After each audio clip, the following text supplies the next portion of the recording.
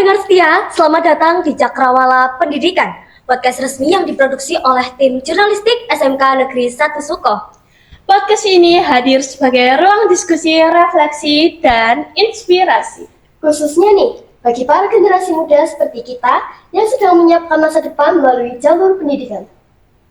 Dalam Cakrawala Pendidikan, kami mengajak pendengar untuk melihat pendidikan dari sudut pandang yang lebih luas. Nah, tidak hanya membahas prestasi akademik, tetapi juga proses, nilai hidup, perjuangan, serta peran anak muda dalam memberi dampak bagi masyarakat. Pada episode kali ini, kami menghadirkan narasumber yang memiliki perjalanan yang sangat luar biasa loh. Sosok muda yang membuktikan bahwa latar belakang pendidikan, termasuk dari SMK, bukanlah penghalang untuk menembus panggung nasional bahkan internasional. Dan narasumber kita hari ini adalah Kak Alvita Hani, seorang education and human rights advocate yang aktif menyuarakan isu pendidikan dan kemanusiaan. Beliau telah menjadi pembicara di lebih dari 30 forum nasional dan internasional, serta dikenal sebagai figur muda yang konsisten, menggabungkan prestasi dengan kontribusi sosial. Selain itu, beliau juga merupakan winner Putri Prestasi Indonesia, Duta Inspirasi Indonesia oleh Kementerian Pemuda dan Olahraga, Duta Gesit Isaac Indonesia, serta penerima Scholarship Aspire by Harvard University dengan skema beasiswa penuh. Melalui episode ini, kita tidak hanya akan membahas capaian dan gelar, tetapi juga cerita di baliknya. Mulai dari proses, tantangan, kegagalan, hingga strategi dan tips yang relevan bagi siswa SMK yang ingin berani bermimpi lebih besar. Kami berharap obrolan hari ini dapat membuka wawasan, menumbuhkan inovasi, dan motivasi, serta menghadirkan sudut pandang baru tentang makna pendidikan dan perjuangan. Tanpa berlama-lama, mari kita mulai perbincangan hari ini. Selamat datang di Cakrawala Pendidikan. Kami sambut narasumber kita, Kak Alvita Hani. Oke, terima kasih banyak semuanya dan selamat siang untuk teman-teman semuanya. Dan kenalin, nama aku Alvita Hani Pitaloka, bisa dipanggil Alvita. Aku juga seorang mahasiswa dari Universitas Negeri Surabaya, Prodi Ilmu Komunikasi. Dan aku juga saat ini lagi di jenjang beasiswa juga, program pendidikan di Harvard University di Amerika Serikat, menempuh terkait business school. Dan selain itu juga, alhamdulillah juga di tahun ini kemarin dapat top 3 winner dari Global AI Hackathon Apps, di mana diselenggarakan oleh Cahayu AI, di mana alhamdulillah appsku dari 4.700 lebih peserta dari 191 negara menjadi top 3 winner. Dan alhamdulillah juga di bulan depan launch apps ini di Meksiko, Texas, dan juga di Spanyol. Gitu. Dan selain itu juga ya, alhamdulillah juga dapat award di tadi di Harvard University, and that's really makes me so honorable for it. But I really so grateful for everyone that's believing me and everyone that's mendukung aku, suportif diri aku sendiri gitu. Dan semua yang udah hadir dalam kehidupan aku hingga di titik saat ini gitu. Dan dari situlah juga aku belajar bahwasanya aku juga merasa kalau aku pernah di titik dimana pernah nggak ya kayak aku bisa nggak kayak dapat scholarship yang lebih besar gitu, bisa nggak ya aku capai yang namanya PTN lebih besar dari apa yang aku impikan, bisa nggak ya aku dapat prestasi seperti ini gitu. Dan dari situlah satu hal yang aku pelajari, memang aku bukan dari latar belakang keluarga yang benar-benar powerful, privilege yang luar biasa. But satu hal yang aku punya adalah strategi dan juga mau mencoba hal baru. Sangat keren sekali ya Kak Alvita ini. Iya, prestasinya sangat banyak sekali dan sangat menginspirasi generasi muda saat ini. Iya, betul sekali. Nah, sebelum masuk ke sesi tanya jawab, kita mau tahu dulu dong gimana nih kabarnya Kak Alvita hari ini. Iya. Alhamdulillah untuk saat ini bahagia banget karena kemarin dapat top 3 winner, dan dari situlah juga ya, tadi Alvita udah cerita sedikit, alhamdulillah cukup luar biasa, tapi agak hektik juga ya karena ada beberapa project yang belum kelar-kelar juga. Ya itu sangat bisa dimengerti ya rasa sibuknya. Nah, ngomong-ngomong, kak kan alumni dari SMK Negeri 1 Suko nih. Bisa diceritain nggak sih bagaimana perjalanan kakak selama bersekolah di SMK Negeri 1 Suko ini? Oke, wow, ini perjalanan yang cukup panjang banget mulai dari 3 tahun yang lalu ya sampai 2026 ini. Actually, dulu waktu aku SMK, aku nyoba yang namanya ikut organisasi. Karena dari SMK, aku udah planning dari awal-awal. Misalnya nih, kelas 10, aku harus ikut apa? Aku harus ikut prestasi apa? Ikut join duta apa? Organisasi apa? Itu udah ke planning. Kelas 10, kelas 11, kelas 12 sampai kuliah ini. Jadi aku cukup tipikal orang yang visionary juga gitu, kayak terstruktur dan terplanning juga. Apapun yang aku lakukan itu semuanya harus ada ininya, alur-alurnya gitu. Jadi pada saat itu kelas 10 pernah ikut yang namanya olimpiade. Waktu itu ikut olimpiade OSN ya. OSN dan ya OSN waktu itu terkait bahasa Inggris. Dan alhamdulillah juga waktu itu dapat medali juga dari gold medal tingkat nasional, waktu itu mewakili SMK Suko juga. Dan dari situlah baru lanjut, oke alhamdulillah aku udah menang nih USN gitu. Nyobalah terjun ke organisasi gimana. Pas waktu mau terjun ke organisasi, aku belajar, oh ternyata organisasi yang lebih baik tuh di luar. Kenapa aku bilang gini? Ketika aku terjun di dunia luar, aku bisa tahu perspektif orang bagaimana, terus bagaimana cara aku berinteraksi dengan orang lain, dan banyak banget insight yang aku dapat gitu. Dan di samping itu juga, aku pernah apply beasiswa dan pernah gagal 10 kali. Gitu. Dari gagal 10 beasiswa tapi akhirnya dapat yang lebih baik lagi digantikan oleh Allah. Betul sekali. Berarti menurut Kak Avita itu organisasi paling baik itu lebih di luar sekolah ya Kak? Kalau menurut aku, so far dari pengalaman aku banyak lebih di luar ya, karena bukan aku mengatakan bahwasanya di dalam itu jelek, bukan. Tapi aku sesuaikan kembali ke teman-teman, ke anak muda Indonesia. Karena sebuah organisasi yang berbenefit, yang mampu berdampak, bagaimana organisasi ini tuh nggak hanya berdampak ke masyarakat, tapi ke diri kita sendiri gitu. Karena tuh ada juga organisasi yang mau minta profitnya doang gitu ya, kita cuma dikerja kayak romusa banget gitu. Ada yang kayak seperti itu. Cuma aku kembaliin lagi ke kalian gitu. Tapi kalau sumber pengalamanku lebih baik itu di luar. Karena project, vendor, lain sebagainya itu banyak di luar gitu. Terus gimana sih Kak bedain organisasi yang dari luar tuh yang resmi sama yang nggak resmi? Nah, ini good question banget. Bedain yang namanya organisasi di luar, yang dimana kan banyak anak yang ada yang manipulatif gitu ya, ada yang ya bener-bener kayak nih orang tuh cuma ngambil benefit kita doang, kayak ngambil tenaga kita doang, nggak dibayar apapun gitu. Ada kayak gitu. Biasanya organisasi-organisasi seperti ini mereka nggak ada kanal resmi. Misalnya nih website nggak ada. Terus yang kedua, kontak resmi. Biasanya kontak resmi mereka tuh berubah-ubah gitu. Apalagi organisasi ini itu biasanya meminta yang namanya uang gitu. Biasanya tuh ada di awal-awal tuh daftar. Ada juga kayak gini tuh, kayak semacam duta itu juga ada, banyak. Awal seleksi administrasi, bayar 100.000, bayar 200, habis itu kemana uangnya? Hilang. Nah, itu biasanya tuh seperti itu. Terus ada kan kayak duta-duta itu dari pemerintah sama yang swasta, itu bedanya apa? Oke. Kalau berdasarkan sumber yang aku ketahui juga ya, ini jadi bahan insight untuk kita semuanya, untuk teman-teman lebih berhati-hati juga ketika teman-teman terjun di dunia duta. Cari duta atau ajang seperti Putri Indonesia ataupun sebagainya, mereka ada yang namanya surat resmi legalitas. Biasanya mereka taruh di bio Instagram. Misalnya nih kayak SKHU nomor bla bla bla. Atau biasanya mereka tuh ada yang namanya postingan nomor izin surat berusaha. Itu. Karena dari situlah mereka ada yang namanya legalitas resmi. Mereka ini di bawah naungan siapa? Kadang tuh ada. Waktu itu aku pernah salah masuk duta. Ini cerita dikit. Salah masuk duta.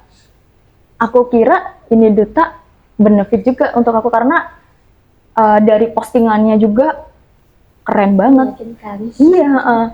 ada kayak macam-macam kompetisi, terus ada juga program-program yang luar biasa banget. Pas udah masuk, ternyata internalnya udah acak kadut kayak gitu. Kayak, oke, kita beli selempang. Beli selempang harga 100.000. Tapi selempang itu nggak datang. Itu juga ada. Terus ada juga yang duta kayak gitu. Biasanya mereka tuh mintanya tuh di awal gitu. Dan kalau udah red flag di awal gini, ya udah keluar aja. Seperti itu. Nah, biasanya itu kan surat legalisir atau tadi ya yang dibilang itu biasanya kan bisa dipalsukan, itu bagaimana Kak cara melihat keasliannya? Oke, kalau buat yang terkait ini, kalau software pengalamanku, aku lebih ketanya seseorang yang pernah jadi duta di situ. Biasanya itu kan ada ya, yang namanya postingan, winner tuh siapa, duta dari Jawa Timur siapa, Bali tuh siapa gitu. Aku coba interogasi mereka gitu, gimana sih gini-gini kita. Kadang ada yang bilang, ini bagus banget gitu. Ada juga yang bilang tidak. Tapi kalau secara checking, itu biasanya lihat dulu dari segi engagement-nya. Terus, bagaimana sih peluang kolaborasi mereka gitu. Biasanya tuh ada kayak yang namanya ini sponsorship gitu, atau logo-logo. Biasanya mereka kerja sama siapa gitu. Itu ada. Nah itu benar-benar harus di-track gitu, dianalisis banget. Baru kita tahu, oh ternyata nih organisasi, nih duta, asal-asalan gitu. Jadi tanya yang lebih berpengalaman dulu ya, baru bisa memastikannya. Kalau boleh tahu, apa sih nilai kebiasaan atau pola didik di SMKN 1 Suko ini yang paling membentuk karakter Kak Avita sampai hari ini? Oke, nilai dan juga karakter yang membentuk dari aku masa SMK hingga sampai di titik saat ini itu bagaimana aku bisa mau mencoba hal baru. Yang penting aku maju dulu, urusan gagal itu belakangan. Ini satu hal yang aku pelajari dari salah satu guru aku yang terbaik, Bu Eli. Mungkin teman-teman kenal. Iya, kenal. Dari Bu Eli itu aku belajar juga bahwasanya dari jadi seorang perempuan itu bisa jadi apa aja. Jadi seorang perempuan itu bisa jadi berdikari. Jadi perempuan itu bisa sampai pendidikan setinggi mungkin. Nggak peduli entah itu dari golongan apa, dari latar belakang apa. Tapi yang penting adalah kedisiplinan dan konsisten. Aku dulu dari OTKP, dari perkantoran juga. Dan dari perkantoran ini aku juga belajar gimana sih cara aku bisa disiplin terhadap diri aku. Dan waktu itu aku pernah juga diikutin lomba terkait perkantoran, administrasi perkantoran tingkat nasional waktu itu. Tapi waktu itu nggak jadi karena bentrok sama UTBK waktu itu. Jadi aku lebih milih UTBK. Jadi untuk yang lomba ini aku kasih ke temen aku yang satunya gitu. Jadi satu hal yang aku pelajari tadi, konsisten. Karena banyak dari mereka pengen ini, pengen itu, pengen apalah gitu, pengen geprek, pengen gini, tapi niat mereka, konsisten mereka buat dapetin itu susah gitu. Jadi mulai dari awal itu bentuk konsisten terlebih dahulu. Dan ini belajar dari experience aku juga. Aku nggak hanya sekedar mencapai apapun yang aku pengen, tapi aku belajar untuk konsisten. Walaupun aku sering gagal, sering ditolak berkali-kali, sering nangis juga gitu ya, sering stres juga. Tapi aku belajar, oh ternyata ini namanya proses gitu. Oh ini ternyata yang dimana aku bisa belajar bertumbuh. Bertumbuh dimana aku nggak kayak dulu lagi. Ternyata aku keluar dari zona nyaman aku sendiri gitu. Aku mencoba untuk sesuatu yang di luar dari ekspektasi aku, di luar dari kemampuan aku, ternyata aku lebih daripada itu gitu. Dan ini juga jadi pembelajaran kita semua. Terkadang keputusan kecil yang teman-teman lakukan hari ini akan membawa kalian ke tempat di mana itu nggak sesuai dengan ekspektasi kalian atau di luar dari ekspektasi kalian. Itu. Tadi kan mau membahas tentang konsisten ya. Bagaimana cara biar konsisten itu tidak naik turun terus dan bisa meraih apa yang kita impikan tanpa kayak omongan orang, ngapain sih kayak gitu, nggak ada gunanya ya. Kan kita masih segini ngapain kayak gitu? Gimana cara menanggapi seperti itu, Kak? Oke, gimana sih cara kita tuh biar konsisten gitu ya, terus kehilangan rasa demotivasi gitu, kayak misalnya nih, oh ternyata aku gagal, bisa nggak ya aku bisa nyampe ini, bisa nggak ya aku capek seperti ini gitu. Kalau aku Zobar dari pengalaman aku sendiri, untuk konsisten, aku coba tulis impian aku taruh ke jidat, itu dulu, itu yang paling bobroknya dulu. Habis taruh di jidat, aku langsung belajar. Dan di depan itu aku taruh yang namanya cermin. Jadi pas aku ngeliat cermin, oke, aku ngeliat impian aku belajar gitu. Itu yang paling ini paling gampangnya ya. Tapi kalau secara metode, kalau berdasarkan dari pengalaman aku lebih ke spreadsheet sama Notion gitu. Mungkin teman-teman pernah dengar juga. Jadi aku atur yang namanya timeline management gitu. Jadi time management aku di mana setiap perharinya aku harus ada target. Misalnya nih, satu hari aku coba apply daftar magang gimana gitu. Terus habis itu aku lanjut belajar berapa menit. Karena dari situlah konsisten itu bukan soal seberapa banyak yang kamu kerjain, tapi seberapa paham apa yang kamu kerjakan. Itu. Misalnya kadang tuh ada terlalu ambis, terus terlalu yang namanya banyak daftar ini itu gitu, jadinya aduh burn out. Nah itu ngeblank juga, terus kerjaan, terus tugas juga nggak selesai ya kan, ada yang seperti itu. Nah itu yang namanya FOMO. Jadi teman-teman jangan seperti itu juga. Kita boleh daftar apapun, kita boleh yang namanya daftar prestasi apapun, tapi ingat kapasitas diri juga gitu. Jadi untuk memulai konsisten, mulai dari diri sendiri dulu. Oke, bangun pagi aku harus ngapain? Kalau bisa disetel alarm, atau enggak teman-teman bikinnya namanya target, atau enggak teman-teman bikin jadwal gitu. Aku harus ngapain, gini-gini gitu.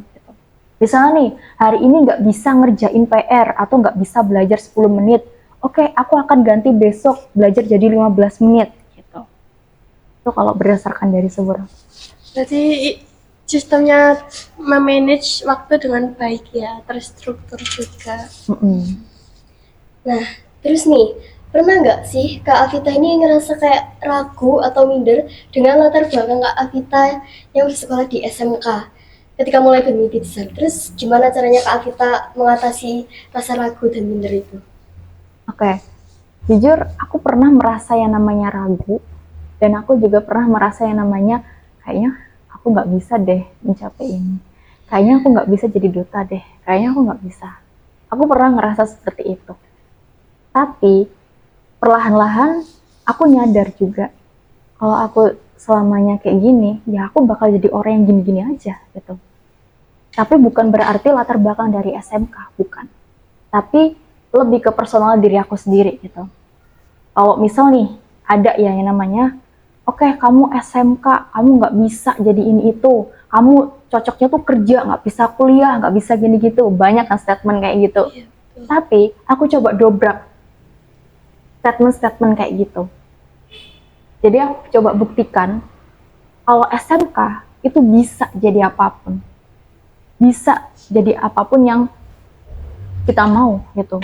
Memang kita kalau udah lulus tuntutannya mau kerja, mau nikah, apa mau kuliah. Nah, cuma 3 ini kan ya. Nah, dari situlah aku lebih memilih ke karir, lebih memilih ke pendidikan dulu. Karena pada saat kita memulai pendidikan dahulu, karir dahulu, baru nanti kedepannya kita akan tahu, oh ternyata jalan kita ini seperti ini, jalan kita seperti itu, gitu. Jadi untuk secara latar belakang dari SMK itu tidak menghambat gimana cara aku bisa berproses, bertumbuh hingga saat ini. Dan ini juga jadi pesan untuk kita semuanya. You can choose what you are, you can choose what you want to be, gitu. But that's the meaning of the life. Gimana cara kamu bisa konsisten dan juga tanggung jawab terhadap apa yang kamu sampaikan dan juga apa yang kamu lakukan. Itu. Menurut Kak Avita nih, apa keunggulan siswa SMK yang sering banget diremehkan, padahal justru menjadi kekuatan besar di level nasional maupun internasional?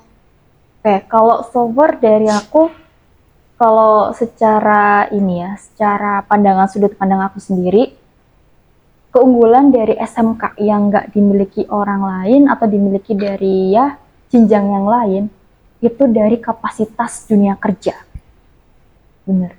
Karena jujur, di posisi aku saat ini juga jadi kepala divisi, jadi head of product management, project officer, dan lain sebagainya, itu benar-benar berasal dari SMK banget.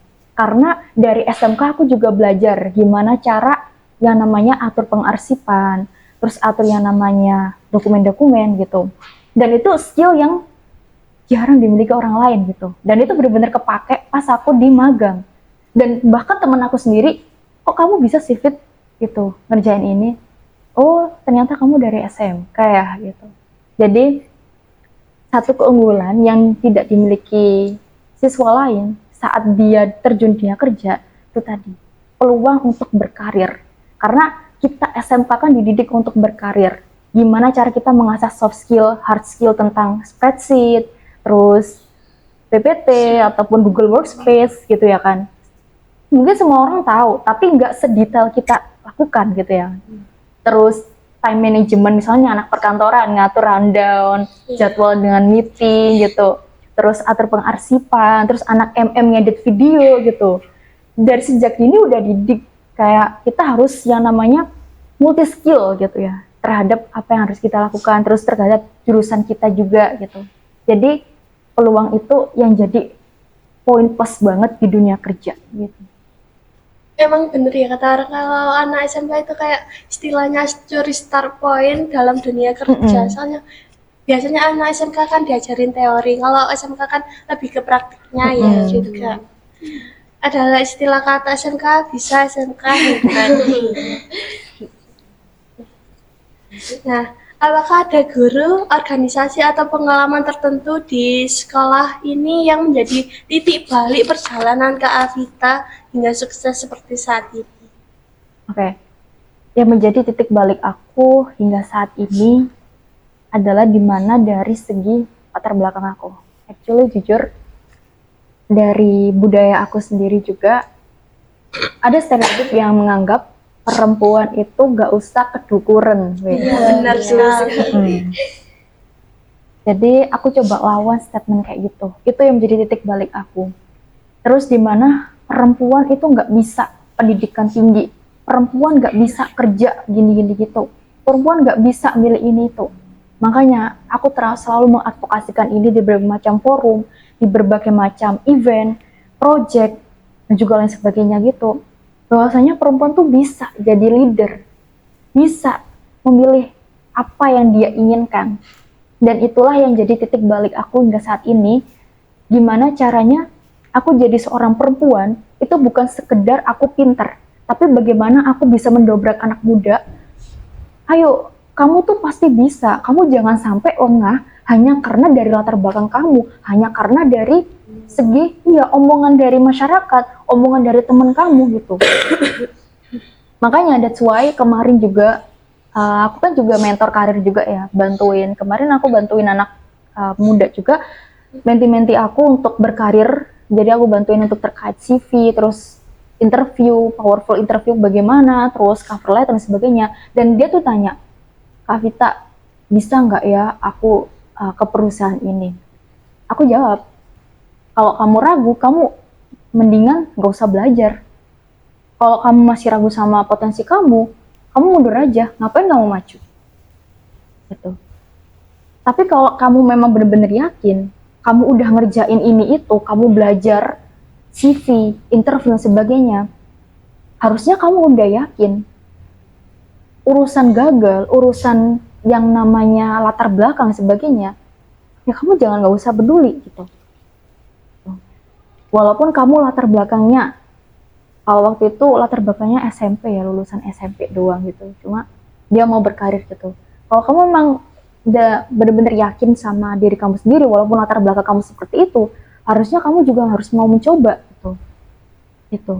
Jadi untuk titik balik aku saat ini, itu gimana sih caranya bisa jadi perempuan, nggak hanya sekedar pintar, tapi bagaimana bisa membantu atau mengadvokasikan nilai-nilai minoritas yang kurang gitu. Tapi ada tuh Kak, ada Pak dari pihak perempuan tuh kadang ada orang tuanya tuh kayak nyuruh kerja gitu. Oke, kalau nyuruh kerja itu ada ya kayak gitu. Temen aku juga kayak gitu juga gitu. Ya udah kamu ra usah aduh kerja gini aja gitu. Ada yang seperti itu juga. Tapi itu kembali lagi ke diri kita. Kadang tuh memang orang tua membuat kita yang namanya ragu gitu ya. Terus kita juga harus dibawa ambang yang dimana kita harus memilih juga gitu. Tapi kalau case kayak gitu, biasanya itu kembali lagi ke diri kita. Gimana sih cara kita bisa ngobrol dengan baik dengan orang tua kita gitu. Kita kasih gambaran. Karena yang namanya orang tua kan pengen yang terbaik ya untuk kita. Terus pengen kita tuh aman-aman aja gitu ya. Mulus-mulus aja jalannya gitu. Tapi coba kita kasih gambaran ke mereka. Misalnya nih, Pak, Bu, kalau misal aku kuliah, nanti nih aku bisa sampai kerja di sini. Temen aku aja bisa sampai seperti ini gitu. Karena zaman kita dengan zaman orang tua beda. Jadi mereka yang namanya cara berpikir mereka itu masih yang dimana kadang ada orang tua yang mikir masih terdahulu gitu. Dan ada juga orang tua yang mikir udah visioner gitu. Terserah kamu mau ngapain, bebas. Nah, ada yang seperti itu. Cuma kalau case yang seperti itu, kita coba kasih gambaran. Karena mereka belum tahu gimana sih dunia luar dan juga dunia di mana perbedaan antara tahun sebelumnya dengan tahun sekarang. Gitu sih. Lanjut nih, Kak Alvita kan dikenal sebagai winner atau pemenang Putri Prestasi Indonesia. Apa sih makna gelar tersebut bagi Kak Alvita? Bukan hanya sebagai pencapaian, tapi apa juga sebagai tanggung jawab? Oke. Soal gelar, bagiku selempang atau gelar itu hanya sekedar title. Tapi yang paling berarti buat aku, gimana aku bisa tanggung jawab membawa selempang ini, membawa gelar ini dengan baik. Kadang tuh ada banyak dari mereka juga, aku jadi duta, aku jadi putri Indonesia, putri budaya, putri Nusantara gitu. Tapi mereka di awal, misalnya nih di sesi focus group discussion, di awal-awal udah excited banget. Pas udah program kerja, hilang. Cuma diambil selempangnya aja. Dan ini tuh jadi tantangan juga. Karena ketika yang namanya mengemban gelar atau mengemban yang namanya selempang yang kita dapetin, title yang kita dapetin, itu gimana caranya kita bisa tanggung jawab. Dan itulah yang paling bermakna buat diri aku. Gak peduli aku dapet selempang atau tidak, yang penting gimana caranya aku biar semua orang bisa ngerasain program ataupun dampak dari apa yang aku lakukan gitu. Gak hanya aku yang seneng, tapi semua orang juga bahagia gitu. Gak hanya aku yang pinter, tapi semuanya juga harus pinter gitu. Jadi Kak Alvita ini ingin memberi dampak bagi semua orang juga. Ya. Oke, kita lanjut ya Kak. Sebagai seorang duta inspirasi Indonesia by Kemenpora, isu apa sih yang paling ingin Kak Alvita perjuangkan dan mengapa? Oke. Soal isu yang aku perjuangkan, yang pengen aku perjuangkan dan hingga saat ini aku perjuangkan juga adalah mengenai pendidikan, kesejahteraan anak, dan kesetaraan gender. Karena seperti kita ketahui juga banyak anak yang putus sekolah, terus kasus kemarin tuh bunuh diri hanya karena nggak punya. Itu benar-benar miris banget juga ya kan. Nah, itu yang benar-benar jadi kok kenapa sih seperti ini gitu. Kayak ada yang namanya rasa apakah program aku ini kurang ya gitu. Kayak aku ngerasa dimana emang aku suka banget bikin program dan project gitu. Cuma kayak kasus-kasus seperti ini itu jadi pacuan gitu buat aku. Biar lebih luas lagi. Biar nggak 1, 2 orang, 10 orang, 100 orang yang ngerasain. Tapi semua orang juga ngerasain gitu. Jadi isu yang aku perjuangin terkait jadi duta inspirasi Indonesia, pendidikan, kesejahteraan anak, dan juga kesetaraan gender.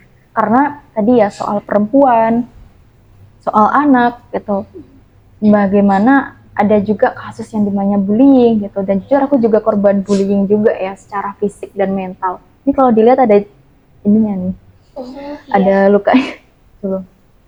Tapi dari situ juga yang menjadi titik balik juga ya untuk aku bisa sampai saat ini jadi youth advocate gitu untuk memperjuangkan. Kalau kamu benar-benar ditindas, ini kalau secara kasar aku sendiri, ya kamu harus secara tindas balik. Tapi tindas balik ini bukan soal ngelawan, tapi biar kamu lebih baik lagi, kamu bisa asah melalui ikut prestasi, ikut organisasi atau sebagainya. Gitu. Kemudian nih, Alvita kan juga dikenal menjadi duta Gesit ISEC Indonesia. Maaf kalau pronounce-nya agak salah. Nah, bagaimana peran ini membentuk yang namanya leadership dan pola pikir global ke Alvita?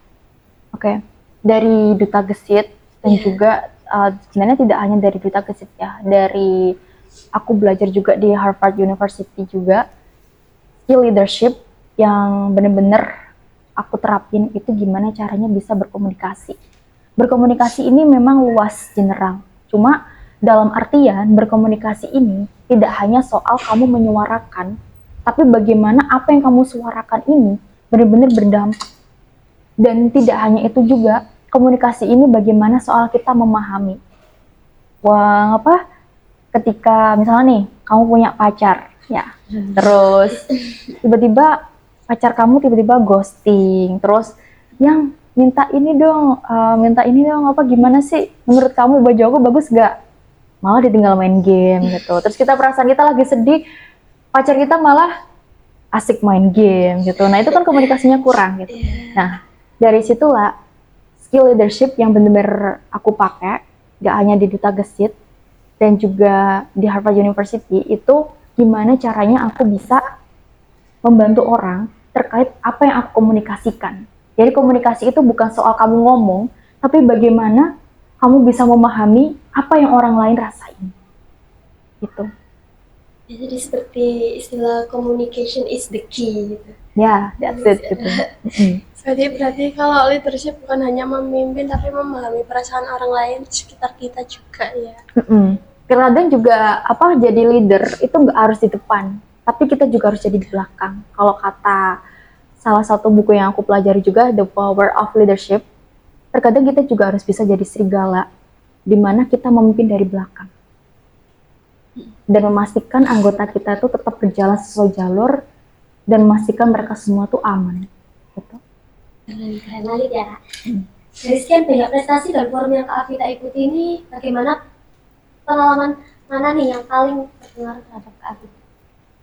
Kalau dari segi pengalaman yang benar-benar berpengaruh hingga saat ini, itu ketika aku jadi seorang project.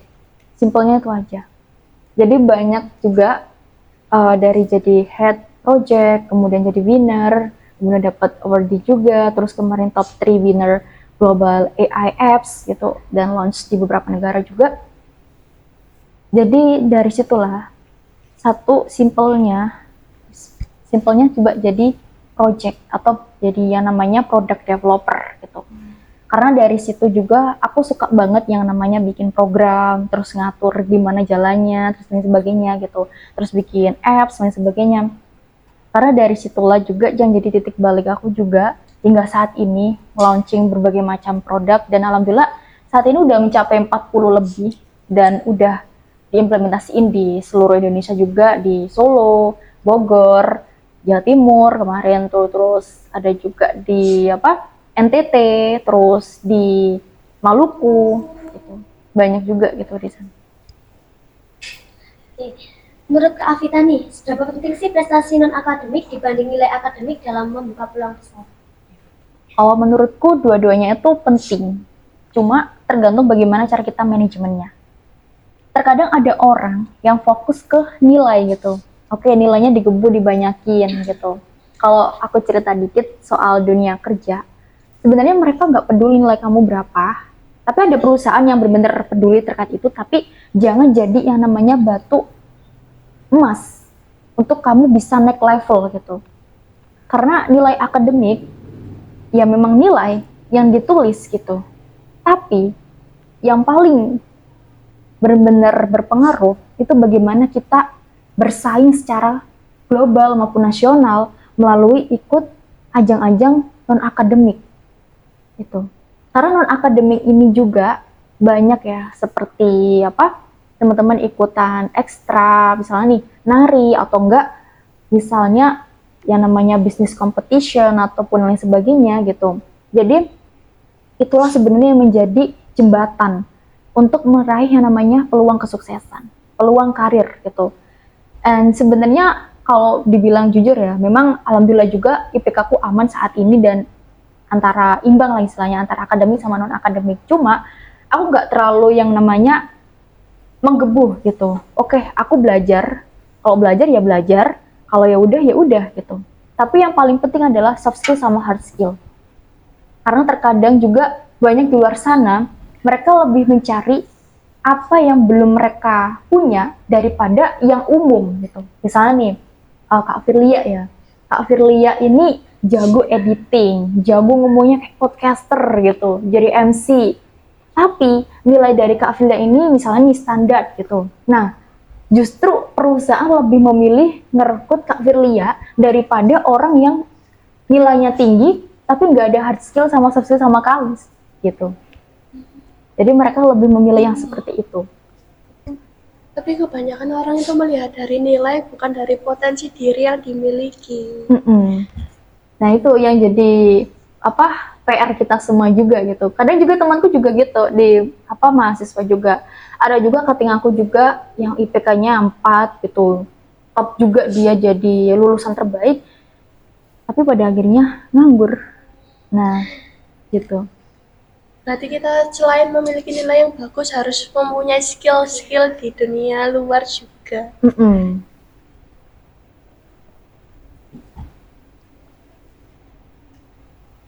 Nah, Kak Avita merupakan scholarship aspirant by Harvard University. Bisa dijelaskan secara lengkap program apa ini dan fokus utamanya bagaimana? Oke, jadi untuk program Aspire dari Harvard University ini sebenarnya itu adalah yang dimana program ini tuh dikhususkan untuk para istilahnya peserta ataupun para anak muda ataupun semua yang pengen daftar di program ini yang tidak memiliki dana ataupun mereka yang pengen belajar lebih sungguh-sungguh tentang dunia bisnis, dunia project, dan juga ya istilahnya special teaching gitu tentang business school gitu. Nah dari situlah jadi program ini itu membantu tadi ya untuk mereka yang terkendala terkait biaya gitu. Dan waktu itu kurang lebih pesertanya kurang lebih 10.000 ya gitu.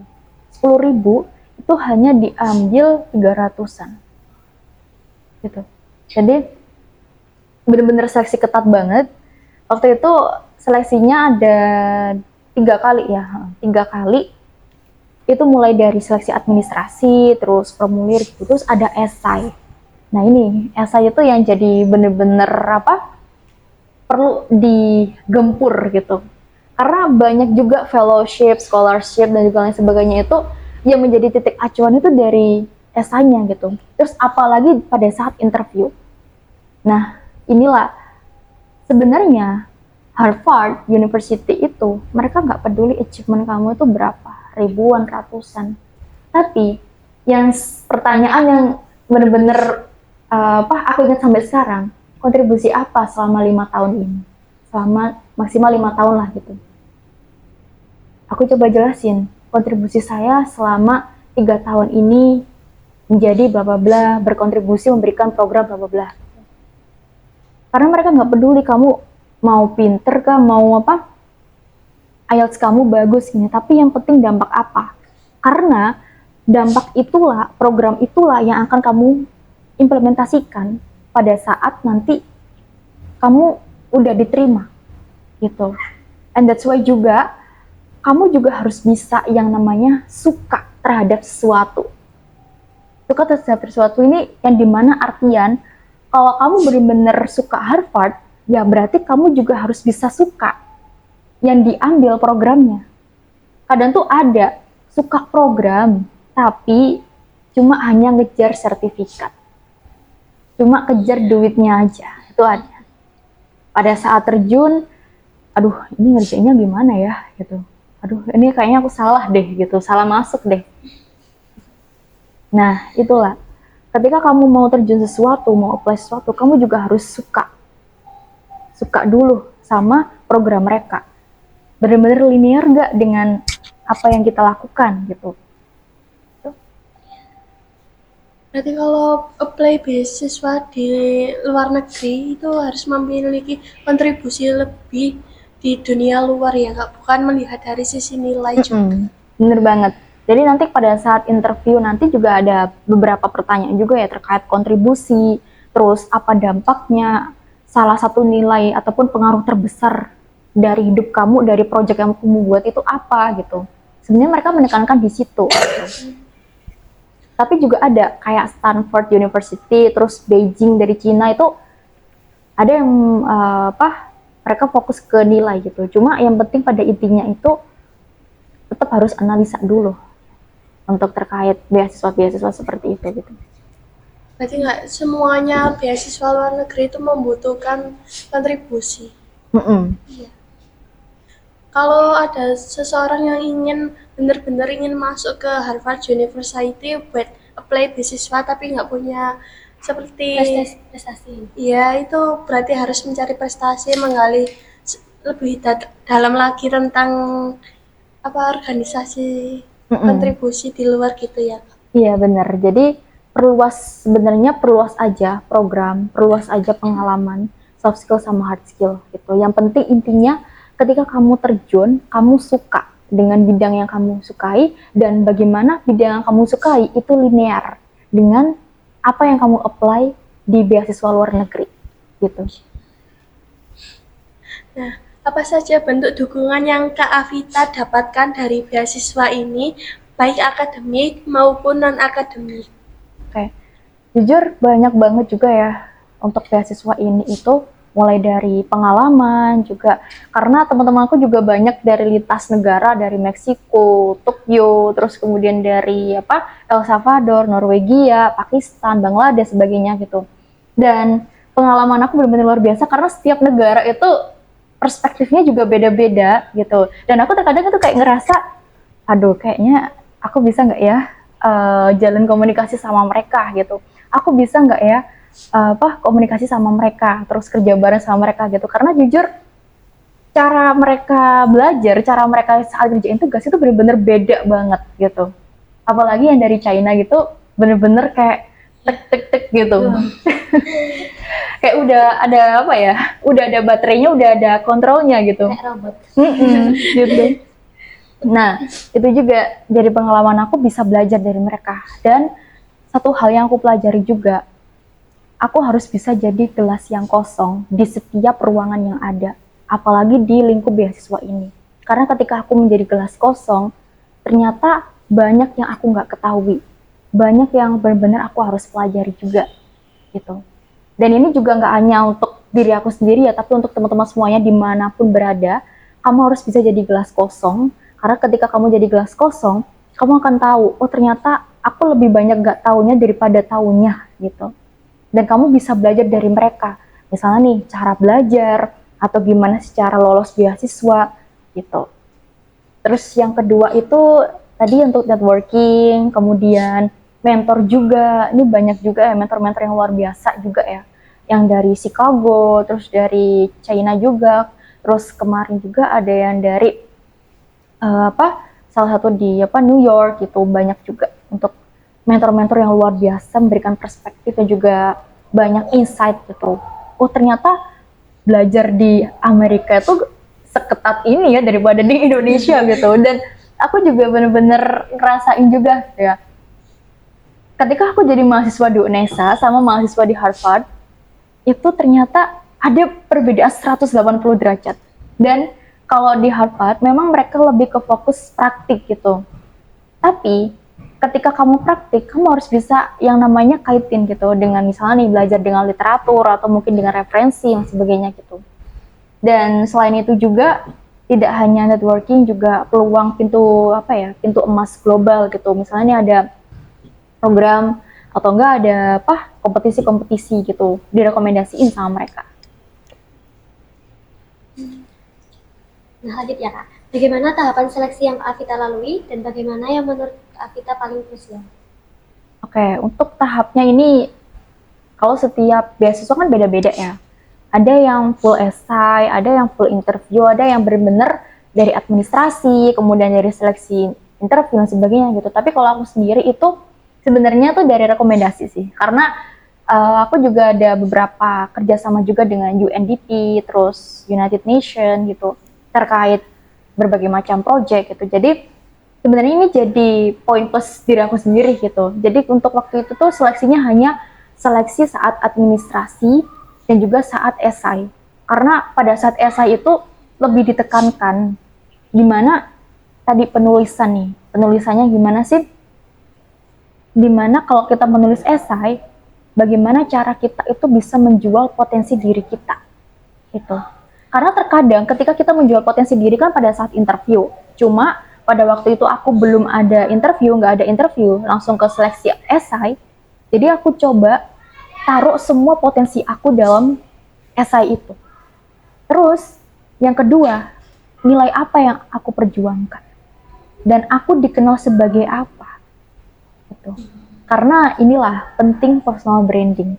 Mulai dari awal banget untuk bangun personal branding. Terus kan ada beasiswa yang resmi sama nggak resmi Kak?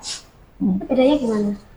Kalau software dari aku sendiri, ini tergantung ya dari kebijakan itu sendiri. Kadang untuk yang beasiswa resmi dan juga tidak resmi itu tergantung. Misalnya ada yang namanya bootcamp, terus program pelatihan. Mungkin teman-teman pernah dengar YLI gitu, Young Leader Indonesia gitu. Terus kemudian ada juga terkait beasiswa yang dimana itu fast track prestasi. Misalnya nih kamu dapat yang namanya kamu ikutan lomba kompetisi bahasa Inggris misalnya seperti itu. Terus kamu nggak lolos, nggak perlu ikutan administrasi dan sebagainya gitu. Ada juga seperti itu.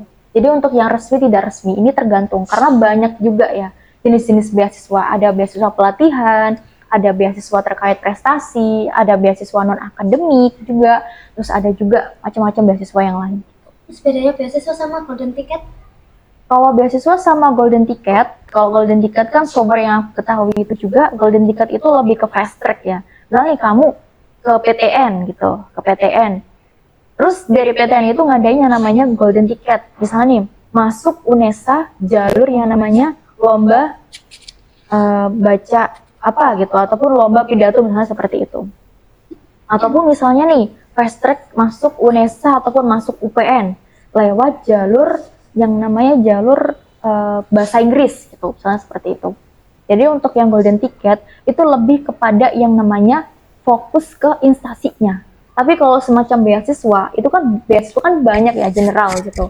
Kadang-kadang ada juga beasiswa yang namanya fellowship, itu ada. Kalau fellowship itu lebih ke project. Jadi kita didanai penuh terkait program-program yang kita punya, terus kita di training di sana.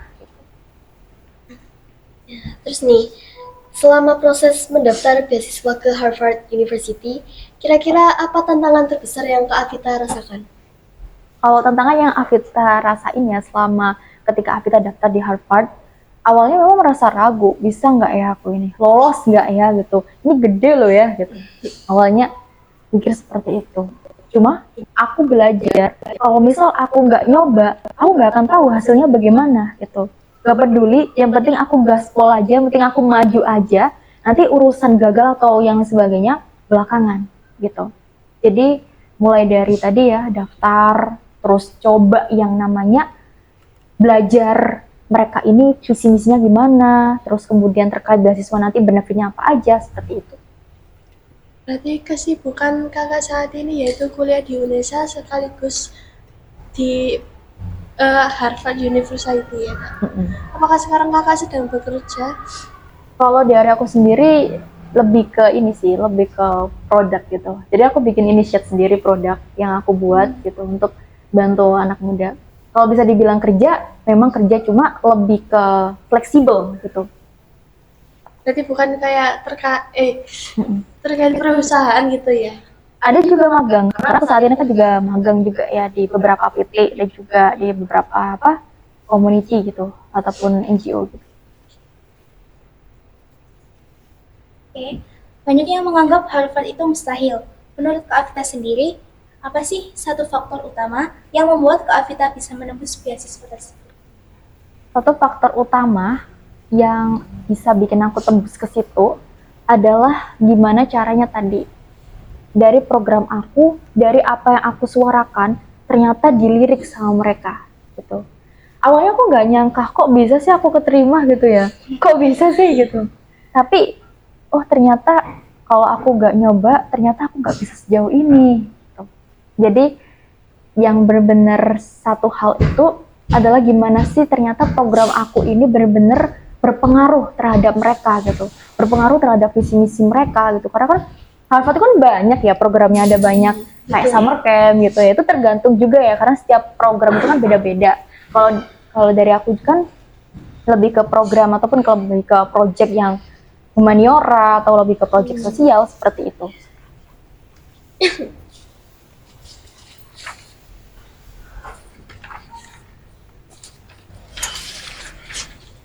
Nah, terus nih, menurut kakak yang ngerasa nilainya biasa aja, masih ada peluang nggak sih buat dapat beasiswa seperti Kak Avita?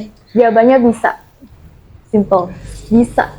Karena tadi ya, nggak peduli latar belakang kamu CS-nya berapa, tapi yang penting, titiknya yang paling penting adalah berapa dampak yang kamu buat. Gitu. Misalnya kamu ikutan organisasi, kamu ikutan yang namanya OSIS. Seberapa besar dampak yang kamu lakukan sebagai seorang anggota OSIS? Apa aja kontribusi kamu? Apa aja program kamu? Gitu. Jadi untuk soal nilai, memang ada beberapa universitas itu memang berpengaruh terhadap nilai. Makanya kalau nilai itu bisa kita anggap sepilih, bisa anggap tidak gitu. Tapi lebih ke, yang penting kalau menurut aku lebih ke imbang-imbang aja.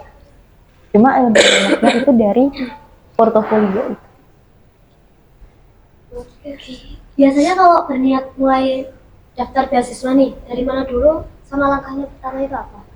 Kalau mau daftar beasiswa, kita harus cari dulu, belajar dulu visi misi mereka. Samanya kalau kita mau apply kerja kan kita harus belajar nih produk mereka apa, visi misinya apa gitu ya. Kita harus juga belajar visi misinya mereka apa, apakah sama dengan tujuan kita gitu. Karena nantinya tuh juga akan ada apa yang menjadi relevantivitas terkait program kita dengan kontribusi kamu. Itu akan ada pertanyaan seperti itu. Jadi kita benar-benar harus belajar dulu mereka ini bagaimana, habis itu baru ke tahap seleksi tadi. Dan yang paling penting adalah saat kamu nanti interview maupun saat esai. Esai itu bukan soal kamu cerita, kamu dibully, kamu gini gitu, no. Tapi bagaimana seberapa besar dampak dan juga potensi apa yang kamu punya, kamu taruh di sana. Dalam bentuk narasi yang dimana kamu menceritakan dengan secara baik, secara terstruktur terkait apa yang kamu miliki dan apa yang kamu punya. Nah, tadi kan disuruh menceritakan prestasi yang kita miliki. Nah, kalau menurut kita prestasi yang kita miliki udah sangat besar sekali, tapi di mata orang lain tuh kayak gak ada apa-apanya itu loh, sepele banget. Itu bagaimana? Ini tergantung mindset ya, Iya. gitu. Tergantung mindset kita. Terkadang kayaknya dia tuh lebih jago deh daripada aku. Kayaknya dia tuh lebih oke deh daripada aku. Aku juga sering nemuin yang kayak seperti ini dari menti aku juga. But dari situlah, ketika kita selalu melihat kelebihan dari orang lain dan kita menganggap diri kita kurang, selamanya kita akan melihat kekurangan diri kita sendiri. Tapi kalau kita melihat orang lain dari potensi dia dan menjadi suatu inspired dari diri kita atau inspirasi untuk diri kita akan selalu melihat kelebihan yang ada di diri kita. Misalnya, coba diubah. Kayaknya aku nggak bisa sih jadi seperti dia. Kayaknya aku nggak bisa jadi winner. Diubah menjadi, aku pasti bisa jadi winner dan akan ada waktunya aku akan jadi seorang winner. Jadi perubahan dari behavior kita itu tergantung mindset dari apa yang kita pikirkan. Karena apa? Apa yang kita bisa kendalikan seperti pikiran, seperti apa yang kita lihat, terus kemudian emosional kita, itu yang bisa kita kendalikan. Tapi situasi kita nggak bisa kendalikan. Karena pada akhirnya yang menentukan tujuan hidup kita hasil dari keputusan kita ya diri kita.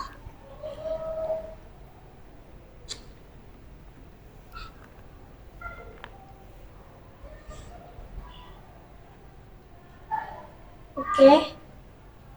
Menurut Kak Avita, kapan waktu terbaik mulai mempersiapkan beasiswa dan apa yang seharusnya disiapkan sejak dini? Untuk terkait ini tergantung dari masing-masing. Kadang ada yang jadwalnya ataupun timelinenya kan masih panjang 2 bulan 3 bulan gitu. Tapi yang penting paling awal-awal itu perlu dipersiapkan dulu gimana sih cara tips and trick untuk bisa lolos esai, lolos interview gitu. Terus analisa dulu programnya ini bagaimana, seperti itu. Nah, bagaimana cara Kak Avita mencari dan memastikan informasi beasiswa yang kredibel dan terpercaya selain melihat dari surat legalitas yang asli seperti tadi, cara yang lain? Kalau cara lain ini jujur aku nggak ada. Cuma kembali lagi ya, kita harus analisa dulu. Dia ini punya legalitas atau enggak, ada websitenya enggak, ada alamatnya tidak gitu. Dan dari situlah kita bisa tahu, oh ternyata ini organisasi benar-benar pure asli ya gitu. Jadi nggak hanya kita analisa secara dokumen, tapi juga kita harus analisa juga apakah dia punya website, apakah dia punya yang namanya kanal resmi, seperti itu. Nah, kesalahan paling umum apa yang sering Kak Avita lihat dan dilakukan oleh pendaftar beasiswa pemula? Kesalahan yang paling benar-benar ini ya, ataupun yang sering dilakukan oleh pemula, dan aku juga pernah ngerasain juga, itu terlalu yang namanya menggebu-gebu ke benefit, bener. Jadi terlalu menggebu-gebu ke benefit, pasti aku dapat nih 5 juta, 8 juta, 12 juta, 15 juta gitu. Tapi dia nggak tahu bagaimana kalau pada saat nantinya, pada saat kita apply beasiswa tuh gagal atau tidak. And that's why kita juga harus belajar, yang dimana ketahanan emosi. Inilah yang paling penting ya. Ada 3, potensi, karakter, dan dampak. Potensi itu tadi, kamu ceritain apa yang kamu miliki, apa yang menjadi potensi kamu. Dampaknya apa? Dan karakter diuji ketika, misalnya nih, ada pertanyaan. Ketika kamu nanti tidak lolos di beasiswa ini, apa yang akan kamu lakukan? Makanya, banyak kesalahan-kesalahan tadi tuh, mereka terlalu fokus ke hasil, mereka fokus ke yang dimana aku pasti bisa, aku pasti dapat. Memang kita boleh optimis sepenuhnya. Cuma kita juga ada yang namanya plan B, C, D, E. Ketahanan emosi tadi, karakter ataupun emotional intelligence kita seperti itu. Terus bedanya beasiswa sama KIPK itu apa? Terus sama kayak kalau misal ada seorang yang dapat KIPK sama dapat beasiswa juga itu bisa? Kalau keduanya tuh, kalau seperti aku belajar dari teman aku tuh nggak bisa. Jadi kalau KIPK fokus KIPK aja gitu. Tapi kalau kita udah dapat beasiswa tapi juga dapat KIPK, harus milih yang mana? Yang Lebih baik ya. Kalau berdasarkan ini ya, dari aku belajar dari teman aku juga. Teman aku waktu itu juga ada, dia apply 5 beasiswa, salah satunya juga ada KIPK. Dia keterima 2, itu 2 yang dari instansi atau dari institusi atau dari sebuah ya organisasi, dan satunya tuh KIPK. Dan ternyata pada saat dia KIPK ini, dia lebih memilih KIPK karena setiap beasiswa itu kan ada batasannya. Ada yang misalnya 1 bulan, 2 bulan, atau berapa semester gitu. Jadi lebih ke dampak skala panjangnya ataupun jangka pendeknya bagaimana gitu. Itu lebih kepada situ. Terus pandangan Kak Avita tentang seseorang yang dapat beasiswa tapi nggak gunain beasiswa itu dengan baik itu gimana? Aduh, ini yang cukup rumit banget ya. Ini banyak banget kasus-kasus yang kayak gini. Dapat KIPK, ya ternyata Beli iPhone. beli iPhone, beli tablet. Ada juga yang kayak gitu. Jujur kalau buat yang terkait ini, aku benar-benar prihatin banget dan sedih banget. Karena di luar sana tuh banyak yang pengen sekolah, banyak yang pengen ke universitas. Cuma hanya karena keegoisan tadi yang membuat banyak pendidikan-pendidikan ini tuh nggak merata sama sekali. And that's why juga sebagai agent of change ya, kita anak SMK juga, seluruh anak muda Indonesia nggak hanya SMK tapi SMA, MAN dan sebagainya. Kita juga harus bisa buka peluang untuk mereka. Nah, terus nih, kalau harus dirangkum, kira-kira apa 3 kunci utama agar bisa lolos seleksi PTN dan beasiswa unggulan seperti di Harvard? Kalau secara kunci untuk ini sumber pengalaman aku aja di universitas. Waktu itu kan aku lolos di UTBK gitu. Jadi memang aku waktu itu masuk eligible. Cuma untuk seleksi yang terkait rapot itu aku gagal. Ya walaupun aku udah gempur untuk kejar nilai. Nah, ini jadi PR ya, jangan terlalu kejar nilai. Kita boleh kejar tapi sewajarnya aja gitu.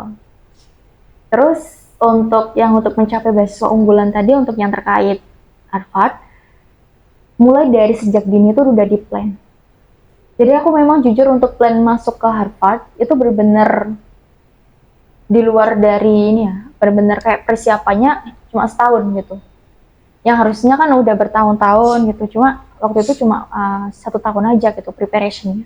Mulai dari belajar esai, gimana sih lolos tips and trick untuk interview dan sebagainya gitu. Jadi untuk persiapannya, kalau saran dari aku lebih ke awal-awal. Kalau misalnya nih dari adik-adik SMK boleh sejak dini gitu dibaca-baca. Nanti baru bikin target. Misalnya nih 1 bulan itu bikin esai. Terus nanti minggu berikutnya, bulan berikutnya belajar interview seperti itu. Tadi aku ulik lagi tentang perkuliahannya, Kak. Nah, Kakak itu setelah lulus SMK ini langsung daftar SNBT atau SNBP, Kak? Kalau aku dari tadi ya untuk yang PTN itu memang aku masuk eligible dan Bu Hani waktu itu merekomendasikan juga. Tapi salahnya aku terlalu milih universitas yang dua-duanya tinggi. Harusnya kan pilihan satu pilihan kedua kan bener-bener kayak jangan sampai sama-sama tinggi, cuma ada ininya gitu. Dan dari situ juga waktu itu emang persiapan UTBK ini kalau jujur 1 bulan aja aku, cuma 1 bulan. Dan bener-bener aku shock banget dan sempet nangis juga ya karena gagal masuk seleksi dari rapot. Itu bener-bener aku udah effort banget mulai dari olimpiade dan sebagainya gitu, tapi semuanya gagal gitu. Dan ternyata masih ada kesempatan untuk naik ke UTBK. Waktu itu Bu Hani merekomendasikan, terus kira usah sedih-sedih, UTBK bisa lanjut. Terus dari orang tuaku juga nggak apa-apa kalau misal nggak lolos di SNBP, coba di UTBK gitu. Ya udah, coba UTBK persiapan 1 bulan. Dan jujur aku nggak ngeluarin dana sepeser pun, beli buku ini nggak. Aku hanya belajar dari video, dari YouTube aja gitu, dari YouTube aja. Dan terus aku belajar juga dari beberapa referensi di Google gitu ya gitu. Terus aku belajar juga nih tips and trick jawab ini. Terus pernah juga ikutan kelas gratis juga selama 1 bulan gitu, bener-bener kayak effortless banget soal dana gitu. Tapi soal belajar aku bener-bener effort gitu, bahkan waktu itu sampai stres gitu karena persiapan cuma 1 bulan. Dan pada saat hari H ternyata kok hasilnya di luar dari ekspektasi aku ya gitu. Tadi kan sudah disinggung masalah prestasi Kak Vita yang didapatkan selama di SMK. Pas daftar kuliah pakai jalur SNBP, kenapa kok kebanyakan orang yang berprestasi, yang unggul saat daftar SNBP itu kebanyakan ketolak, Kak? Kalau ini sih, kalau berdasarkan super journey aku, karena mereka terlalu yang namanya berharap di SNBP gitu. Karena jujur SNBP itu lebih ke pintu, pintu gerbangnya doang, bukan pintu aslinya gitu. Kalau pintu emasnya memang kita benar-benar diuji ya terkait ini. Cuma kalau berdasarkan dari journey aku juga, SNBP boleh kita ini, cuma kita jangan terlalu menggebu-gebu gitu. Sewajarnya aja, karena ini berdasarkan pengalaman aku juga, sewajarnya aja. Lolos SNBP, kalau enggak, ya tapi tetap dari awal harus persiapan UTBK. Berarti ada 2 planning ya, biar tidak sesuai ekspektasi, tidak terlalu sakit banget gitu jatuhnya. Bener. Tadi kan sudah disinggung, kalau memilih PTN itu tidak boleh sama tingginya. Itu bagaimana maksudnya? Kalau terkait ini itu biasanya kan ada yang namanya koordinat ataupun lebih ke track ya. Biasa tuh ada misalnya nih waktu itu aku daftar SNBP UPN jurusan manajemen. Terus pilihan kedua UPN jurusan ilmu komunikasi. Manajemen sama komunikasi tingkat peluangnya itu rendah. Ataupun lebih ke tracknya itu tinggi gitu. Waktu itu aku memang nggak belajar soal tracking gitu. Langsung oke, aku pengen kesini. Akhirnya ya salah juga gitu ya, gagal juga di situ. Dan dari situ juga teman-teman juga harus bisa analisa untuk titik peluangnya ini lebih banyak mana. Misalnya nih kalau UNESA untuk fakultasnya itu unggulan ataupun fakultasnya masih skala baik gitu, adalah peluang ke situ. Atau misalnya nih dari UNER, salah satu fakultas yang skalanya tuh masih baik, itu bisa juga gitu. Tapi lebih ke tracking aja sih, benar-benar analisa. Apalagi jurusan, jangan sampai salah jurusan. Terus saya pernah dengar katanya ada beberapa PTN yang nggak mau jadi pilihan nomor 2 waktu seleksi. Nah itu gimana? Iya, ada. Mereka nggak mau jadi second choice.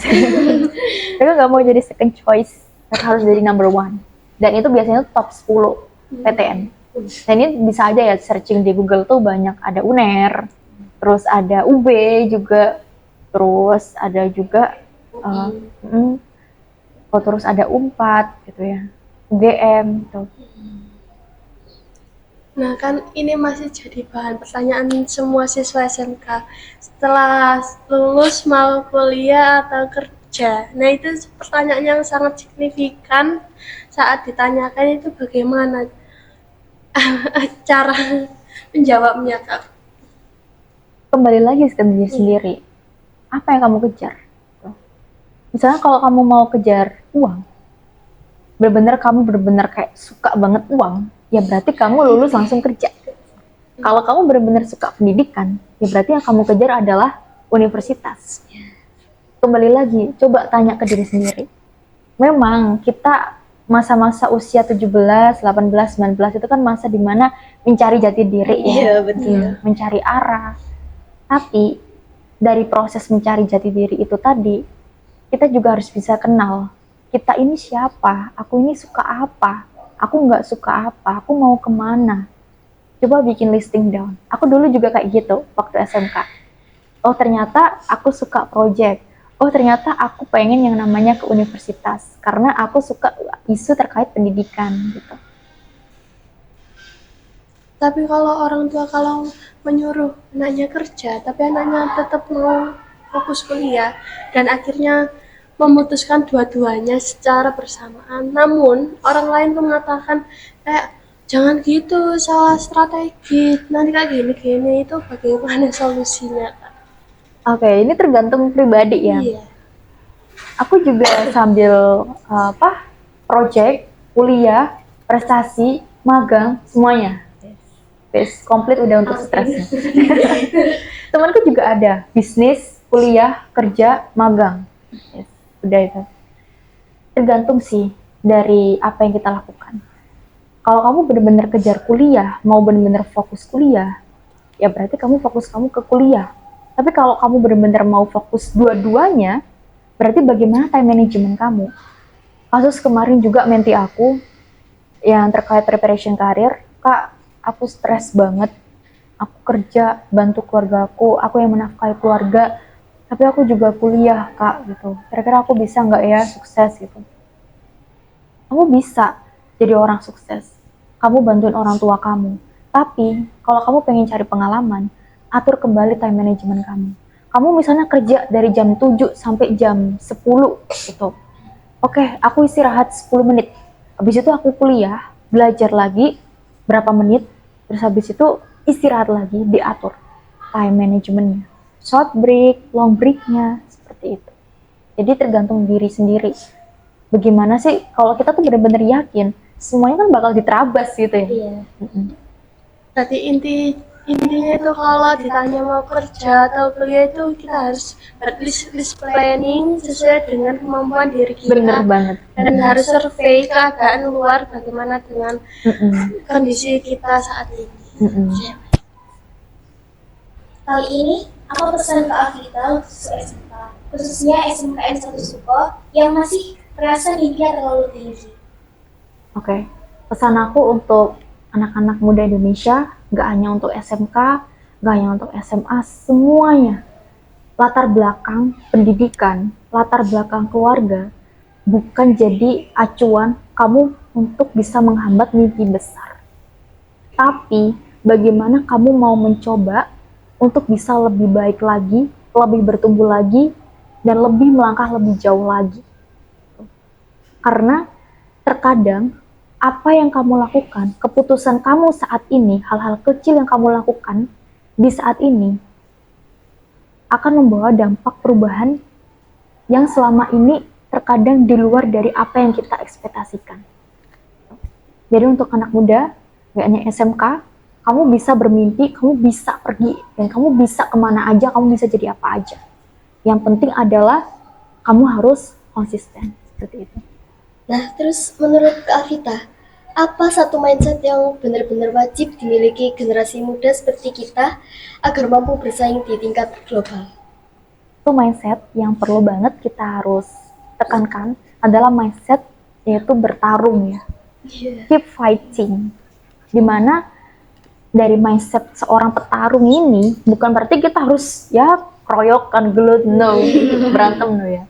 Tapi mindset kita mampu berkompetisi. Berkompetisi ini dimana dari awal aku harus kejar skill dulu, habis itu nanti baru lebih. Ini terkadang ada orang yang berpikir bahwasanya aku kejar duit dulu, baru nanti aku sukses. Nah itu. Aku juga belajar sumber dari pengalaman aku juga. Ternyata yang dikejar dulu adalah skill. Skill harus dikejar dulu.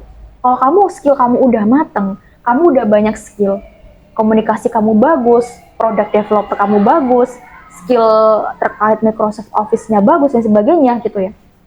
Orang akan melirik kamu gitu. Uang akan datang ke orang yang mempunyai potensi besar untuk bisa mengolah uang itu. Terus ngomong-ngomong soal bersaing, di zaman sekarang kan semakin banyak orang-orang yang curang seperti pakai orang dalam, AI gitu-gitu. Nah, itu gimana kita harus bertarung di era yang banyak orang-orang seperti itu? Kita bisa PTN. Wow, ya ini banyak-banyak joki ya. Aduh, kemarin juga pada saat UTBK juga ada yang gitu, yang kena diskualifikasi tuh ada. Jujur untuk terkait ini, untuk terkait banyak yang pakai jalur ordal, gak hanya di perusahaan juga banyak ada, masya Allah. Ada juga yang kayak gitu. Tapi yang penting kita harus bisa punya kapabilitas seperti itu. Kita udah tahu potensi kita. Kita juga udah punya tameng. Karena apa? Amit-amit misalnya kita kena PHK. Kita udah punya skill bisnis. Jadi kita bisa bikin bisnis. Kita bisa bikin komunitas pembelajaran seperti itu. Yang penting adalah tadi kejar skillnya dulu, baru kamu jalan. Atau mungkin bisa juga kejar skill sambil jalan. Terakhir nih Kak, kalau Kak Avita bisa bicara ke diri sendiri, Kak Avita di masa SMK dulu, apa kalimat yang ingin disampaikan untuk diri sendiri? Oke. Untuk kalimat untuk diri aku sendiri di masa SMK, you are the best. Ya. Kamu udah berjalan sejauh ini Avita, dan kamu udah berjuang di titik saat ini walaupun banyak sekali rintangan, penuh air mata, penuh juga banyak stereotip, penuh juga yang namanya banyak remehan, baik itu internal maupun eksternal, seperti itu. Tapi aku selalu ucapin terima kasih banyak untuk diri aku sendiri yang udah berjuang sampai ke titik saat ini. Dan semoga gak hanya kamu, tapi semuanya juga ngerasain apa yang aku rasain. Baik Kak, terima kasih banyak Kak Avita atas waktu dan cerita yang sangat-sangat luar biasa hari ini. Dari perjalanan Kak Avita sebagai alumni, berbagai prestasi nasional, hingga menembus program beasiswa dari Harvard University, kita belajar bahwa latar belakang bukan batasan, justru bisa menjadi kekuatan. Betul sekali, kisah Kak Afita ini membuktikan bahwa mimpi besar itu valid untuk siapapun, termasuk siswa SMK. Selama ada kemauan, kerja keras, dan keberanian untuk mencoba, peluang itu selalu terbuka. Semoga obrolan hari ini bisa menjadi pemantik semangat bagi teman-teman semua untuk terus belajar, berprestasi, dan berani mengambil kesempatan. Terima kasih juga untuk para pendengar yang sudah menyimak podcast kami sampai akhir. Cakrawala Pendidikan membuka wawasan